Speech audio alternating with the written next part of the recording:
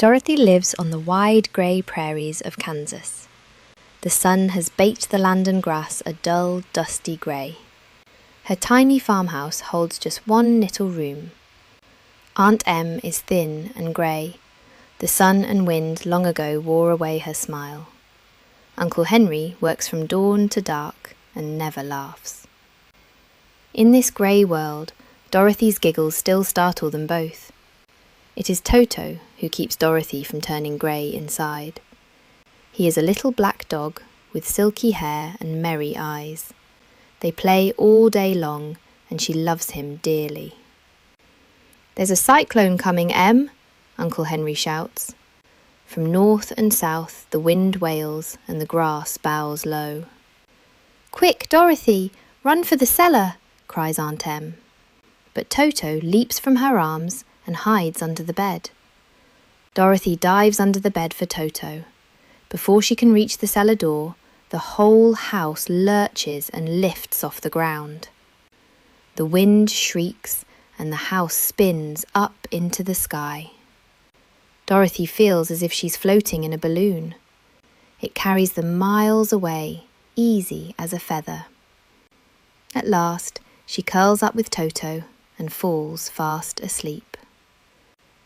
Dorothy wakes with a jolt and flings open the door. The storm is gone. Toto presses his cold nose to her cheek and whines softly. She gasps at a land more beautiful than any she has ever known. The queerest little people come near. 3 small men in blue, their hats jingling with bells. With them, a tiny old woman in white bows low. "You are welcome, noble sorceress, to the land of the Munchkins. You freed us from the Wicked Witch of the East." Dorothy blinks. She has never killed anything. "See?" The witch points to 2 feet in silver shoes crushed beneath the house.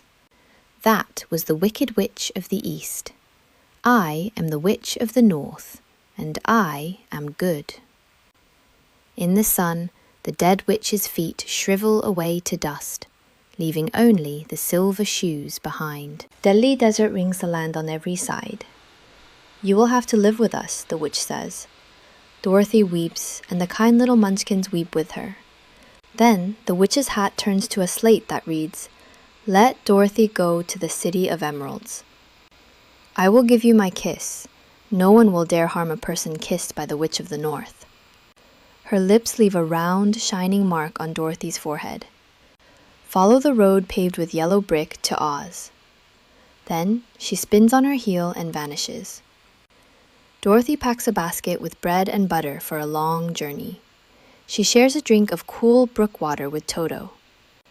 With only her little dog for company, she is far from home and ready to go. She also takes the dead witch's silver shoes, too pretty to leave behind. Her old shoes are too worn for the road, so she tries the witch's silver shoes. They fit perfectly, as if made just for her. "Come along, Toto, we'll find the Great Oz." She follows the yellow brick road. By evening, she reaches a feast hosted by a rich munchkin named Bok. They are celebrating their freedom from the Wicked Witch. "You wear silver shoes and white," says Bok. "You must be a friendly witch." Dorothy rests the night, then sets off again on the long road. Past a cornfield, Dorothy spots a scarecrow stuffed with straw perched on a pole.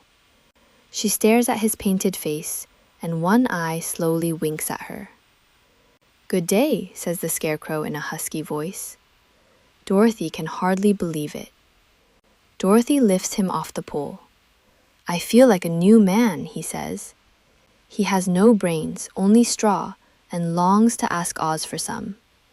So they walk the yellow brick road together toward the Emerald City. "I fear only one thing," he whispers, "a lighted match." The yellow road turns rough and broken. Having no brains, the scarecrow walks straight into a hole and tumbles flat. Toto leaps the gaps. Dorothy lifts her friend up, both laughing. The farms grow fewer, the country lonelier with every step. At noon they rest by a little brook, and Dorothy eats her bread. The Scarecrow never eats. His mouth is only painted straw. She tells him of grey Kansas and the cyclone that carried her here. There is no place like home, she says. He cannot understand why. The Scarecrow tells his story, made just 2 days ago. Set on a pole in a cornfield, he could not move or climb down. A wise old crow saw he was only straw and ate the corn. Brains are the only thing worth having, the crow tells him. Toward evening, they reach a great forest, branches meeting over the road. If this road goes in, it must come out, the Scarecrow reasons. Darkness falls, and Dorothy cannot see at all. She takes the Scarecrow's arm, for he and Toto see well in the dark. Deep in the dark, the Scarecrow spots a little cottage of logs and branches among the trees. Worn out, Dorothy creeps inside and gathers a soft bed of dried leaves. With Toto curled warm against her, she sinks into a deep, sound sleep. The Scarecrow, who never tires, stands watch by the door until morning. Sun pours through the trees, and Dorothy wakes beside her patient Scarecrow. She washes her face at a clear spring and shares the last of the bread with Toto. The basket is nearly empty now. Fed and rested, they set off again, deeper into the silent trees. Following a deep groan through the trees, they find a man made entirely of tin, frozen with his axe in the air. Toto barks at his tin legs. Dorothy and the Scarecrow stare in surprise. "I've been groaning over a year," he says, "and no one has come." "Get an oil can," he begs. "My joints are rusted stiff." Dorothy oils his neck and arms. The Scarecrow works each joint until it moves. With a happy sigh, the Tin Woodman lowers his axe at last. "You've saved my life," he says. "Where are you going?" "To the Emerald City, to ask the great Oz for help." Could Oz give me a heart? He wonders, and joins their party. When branches block the road, the Tin Woodman chops a clear path for them all. The Scarecrow tumbles into a hole. "My head is only straw," he laughs. "Brains are not the best thing," says the Woodman. "Let me tell you my story." Long ago he loved a Munchkin girl, but a wicked witch enchanted his axe. Piece by piece it took him, until a tinsmith made him all of tin, with no heart left inside. "I'll ask Oz for a heart," he vows, "for happiness is the best thing in the world." Dorothy and her friends push deep into a dark, tangled forest. The yellow brick road is buried under dead leaves and branches. Now and then a wild growl echoes from the trees. Toto stays close. Suddenly, a terrible roar splits the air. A great lion bounds onto the road. One swipe sends the Scarecrow spinning to the edge. He strikes the Tin Woodman, but his claws can't dent the tin. Toto charges the beast, barking, and the great lion opens his jaws. Fearless for Toto, Dorothy rushes in and slaps the lion right on the nose. "Don't you dare bite Toto! A big beast picking on a poor little dog." "I know it," the lion sighs, hanging his head. "I'm nothing but a coward." He roars to scare every creature away, yet his own heart pounds with fear. Dorothy stares up at the great beast, no bigger fear left in her, only wonder.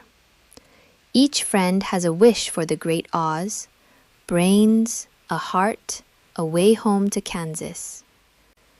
"Could Oz give me courage?" the lion asks. "Just as easily," they tell him.